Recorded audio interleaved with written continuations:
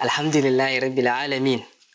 Wassalatu wassalamu ala ashrafil mursalin wa ala alihi aqrabin wa ummahatil mu'minin wa sahabatihi nujumul muhtadin wa tabi'ihim wa man tabi'ahum bi ihsanin ila yawmiddin. Innamal a'malu binniyati wa innamal likulli imrin ma nawa. Assalamu alaikum wa rahmatullahi wa barakatuh. Insha Allah yau za mu fara gabatar da bitar baitukan ƙasidun Maulana Amirul Jaishi, wato Ashek Muhammad Nasir Alkabari. To, za mu fara da ƙasidan nan wacce yake tawassali ga Sayyidina Rasulullahi sallallahu Alaihi wasallam. Ita ce ya Rasulullahi khuz biyadi. Mala yake cewa ya Rasulullahi khuz biyadi. Wata darakani fa'anta abi.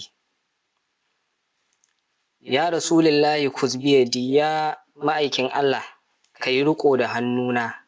Wata darakani kuma ka riskar da ni. Ka riskar da ni, wannan yana nuna taƙadiri ne. Ka riskar da ni zuwa ina? Zuwa nasabarka. Fa'anta abi, saboda ni ɗa ne a gare ka. Ya Rasulullahi khuz biyadi, wannan yana nuna tawassali, tsantsar tawassali. Kamar yadda Ibn Arabi yake faɗe, idza qala salikun ya Rasulullahi khuz biyadi wa huwa an yadalibu an yakrujuhu min az-zulumati nafsihi ila anwarir rabbih. Wato idan saliki yace ya Rasulullahi khuz biyadi, abin da yake nufi yana neman Annabi alaihi salatu wassalam ya fito da shi daga cikin duhun zuciyarsa zuwa hasken Ubangiji subhanahu wa ta'ala. To menene zulmatin nafsi? A wajen sufayen an ce zulmatin nafsi shine abin da yake haɗa na farko akwai gilli, akwai hassada, akwai ghafala, akwai sha'awa. Wannan su ne suke sa zuciya ta duhu a gurinsu. Wannan kenan. Sannan idan muka duba komo a al'adar mun dai an ce a yi riƙo da hannu baya wuce ga ɓangare biyu, kamar uba ya riƙe ɗansa yi tafiya wani guri da shi, to duk wani abu da zai cutar da shi zai zama da zai ba shi kariya.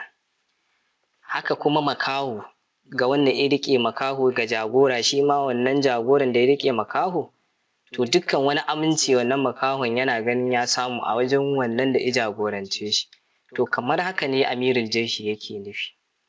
Fa'anta abi, saboda kai ne uba a tare da ni. Shi kuma uba nan ba na nasaba ba, na ruhi ake nufi. Tare da cewa a salsalan malam yana da alaƙa da Annabi alaihi salatu wassalam ta jini, to amma ba wannan yake nufi ba. Sufaye suna ce annabiyu abul lil arwashi kama anna adama abul lil ajsadi, cewa shi annabi uba ne na ruhi, kamar yadda Annabi Adamu alaihi salatu wassalam yake uba na jiki. Anta ya mukutari mustanadi, ice kai ne zaɓaɓɓe mustanadi wanda da dogara zuwa gare shi. Wa ilaikal yauma munqalabi, kuma daga yau na tattaro kayana na karkato zuciyata zuwa gare ka. To da ice mustanadi, in an ce mustanadi ba ana nufin Allah ba ana. Yawa. Dogaran da ake nufi irin wanda sufaye suke nufi su ne masana Annabi alaihi salatu wassalam, wanda sun faɗi magana in Allah ne sun fi ka sanin Allah, sun fi ka sanin Annabi, sun fi ka iya warware bambancin Allah da Annabi. Saboda su da yawa wasu suna ɗaukar kamar cewa mutane sufaye ba sa iya bambance a tauhidi waye haƙƙin Allah waye na Annabi. To duk littattafan da zaka gani na tauhidi musamman ash'ariya ko maturidiyya, zaka ga mafi yawa malaman sufaye ne suka yi ijtihadi akai. To da nan malam yace anta ya mukutari mustanadi, cewa kai ne zaɓaɓɓen Allah wannan na dogara da shi. Abinda sufaye suke cewa anta musnadin fi hadaratul qurbi wa bika yakunul wusuli ila rabbi. Abinda suke nufi kenan cewa kai ne madogara a cikin hallarar da ake neman kusanci zuwa ga Allah. Saboda haka kake zamantowa wato tsanantuwa da za a yi zuwa ga Allah subhanahu wa ta'ala. Saboda haka annabi sun ce mustanadi da malam ice abin da suke nufi cewa madogara ce zuwa ga Allah, ba wai ana bashi haƙƙin Allah bane subhanahu wata'ala.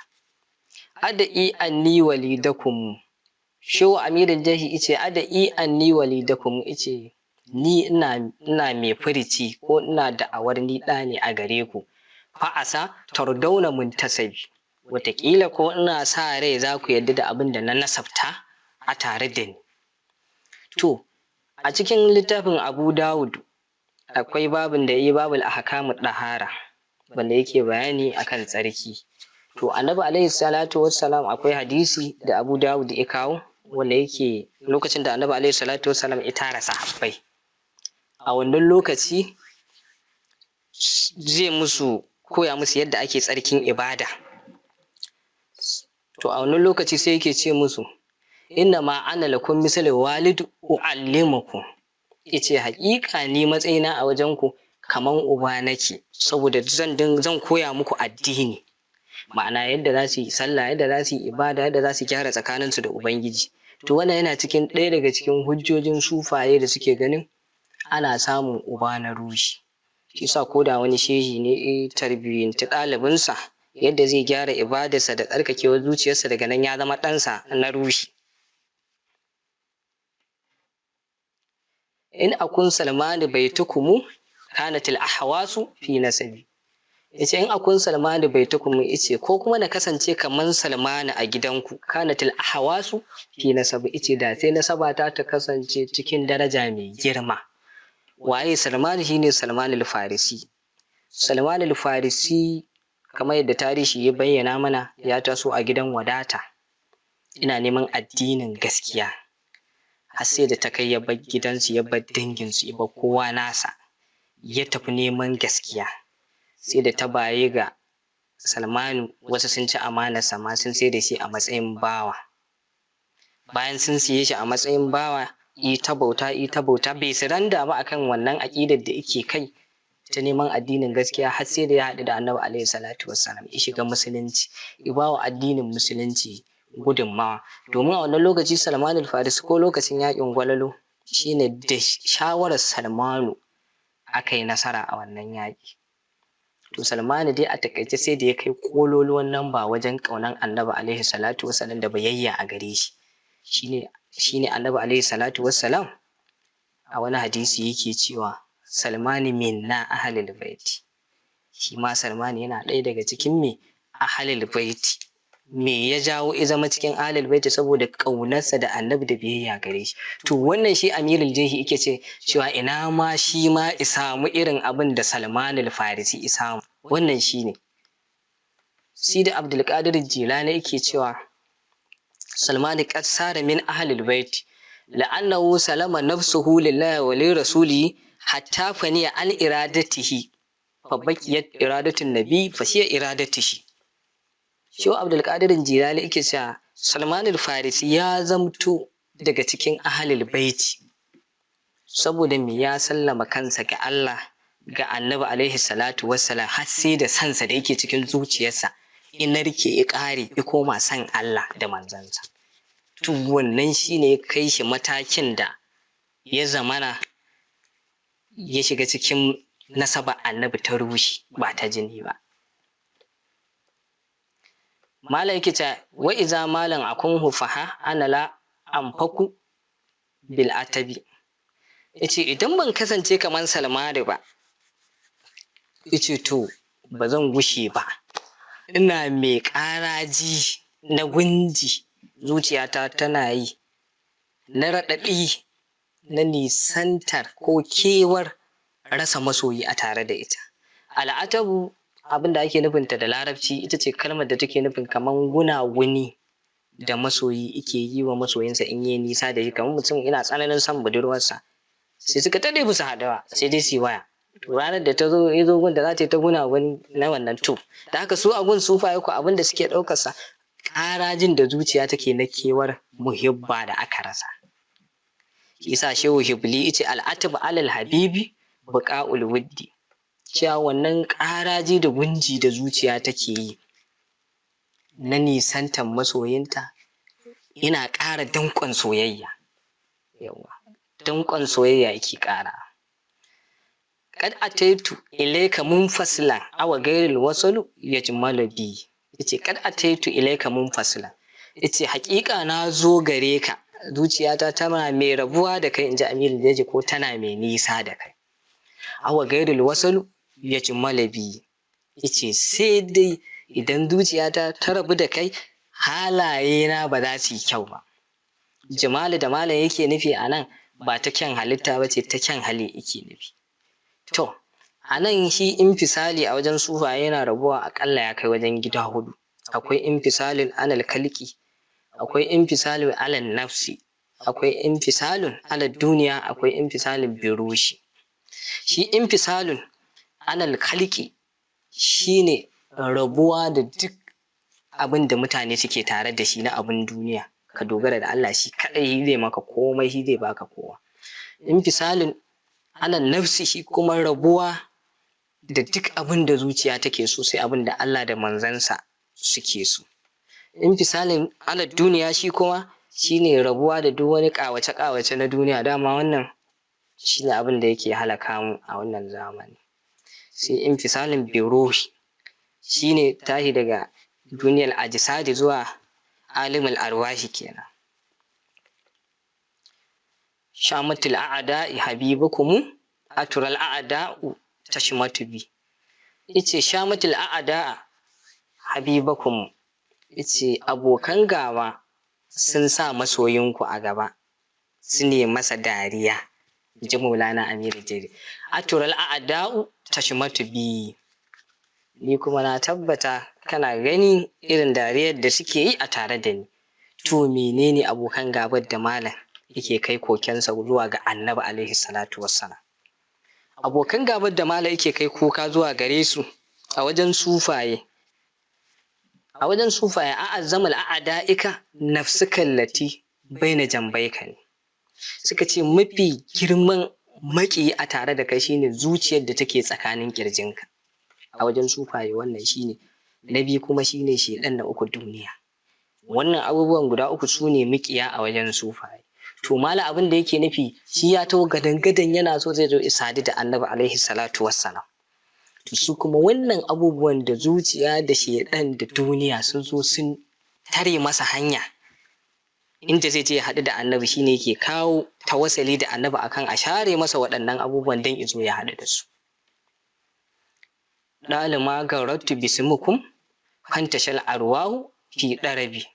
Sai ce so da yawa idan ina kirawo sunanku, fantashal arwahu fi ɗarabi, sai ka ga rushika suna ta nishaɗi cikin farin ciki.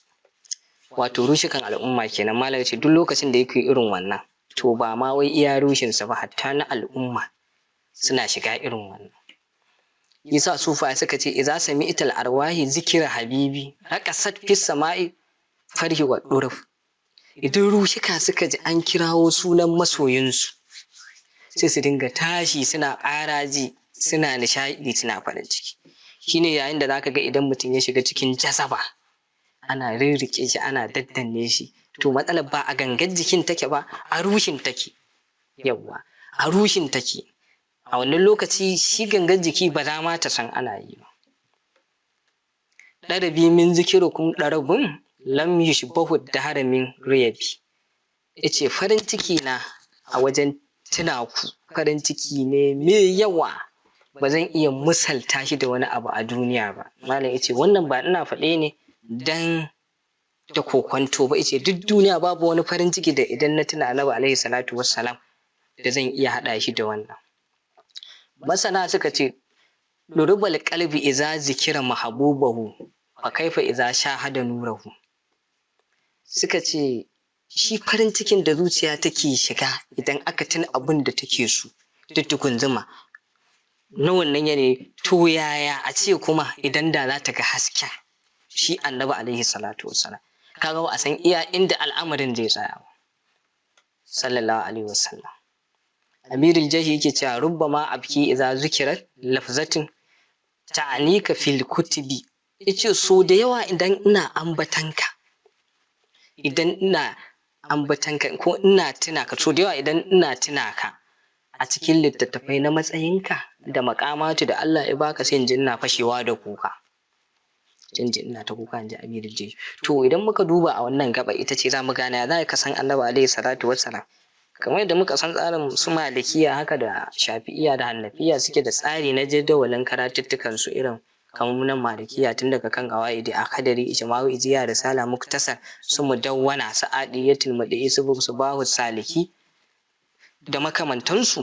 To haka su ma littattafai da ake sanin wane ne Annabi alaihi salatu wassalam. Irin su Fada'ilul Muhammadiyya, su Anwarul Muhammadiyya, su Haqiqatul Muhammadiyya, su Mawahibul Ladunniya, su Dalailun Nubuwa, Shama'ilul Muhammadiyya, duk makamantansu. Wannan a ciki ne ake faɗin wane ne haƙƙin Annabi, ya girman Annabi yake, ya darajarsa take, ya kimarsa take a gun Allah. To idan mutum bai san waɗannan littattafai ba a dai wannan ɓangaren yana da raunin izo ce zai tauna wata mas'ala akan Annabi alaihi salatu wassalam. Wannan shi ne. To malam shi ko ya riga su sun yi nisa akan wannan, sun yi zurfi akan wannan. Yake ta idan ya tuna wannan maƙamatu da Allah ya ba Annabi alaihi salatu wassalam a cikin littattafan nan sai ji ya fashe yana ta kuka, yana ta kuka, yana ta kuka. Wannan su ne masanan Annabi alaihi salatu wassalam. Wannan kuka na hawaye kenan. Sai yake cewa in zakarna dari hijratukum, yace idan na tuna gidanku kuma na hijira, jaratul ashwaqi min sababi, sai hawaye na shauƙi daga cikin zuciyata idan ga kwaranya kamar yadda ruwa yake gangarowa daga kan tudun dutse. Kaga can mala ya gaya mana suna hawaye na ido, nan kuma mala yana gaya mana suna yin hawaye na zuciya. Wato ko ta ina kake nema sun yi maka nisa akan Annabi alaihi salatu wassalam. Sun yi hawaye, to akan me suke hawayen? Ice akan tuna gidan Annabi alaihi salatu wassalam ita ce Madina. Idan muka ɗauki Imamu Maliku har kirari ake ma Darul Hijira, Imamu Darul Hijira. Ba don komai ba saboda na ce wa zaman Madina da baya irin barinta. Baya iya barinta saboda Sayyidina Rasulullahi yana cikin Madina. Shi sa baya iya barinta. Wannan shine ya jawo Imamu Maliku ko yawo baya iya yi da takalmi a garin Madina. Akwai wanda aka taɓa samu ya taɓa gaya Madina magana sai da Imamu Maliku isa aka yi masa bulala. To wannan yana nuna ga yadda magabata yadda suke ganin girman Madina. Ita kuma Madinan nan da muke gani ba wani abu ba ce illa fa ita kaman aljanna ce ita ma. Kamar yadda Annabi alaihi salatu wassalam ya ce ma baina baiti wa minbari raudatin min riyadil janna. Abin da yake tsakanin gidana da minbari na dausayi ne daga gidan aljanna. To bayan wannan kuma ga annabin a kwance a can. Kaga aljanna kenan, ga ƙarin wata aljannan haka. To wannan shi yasa su mala idan sun tuna kullum wannan abin shi ke jawo suke shiga jazaba, nishaɗin yake kai su inda ba a tunani. Saboda yanayin ƙarancin lokaci a nan gun za mu sallama. Assalamu alaikum wa rahmatullah.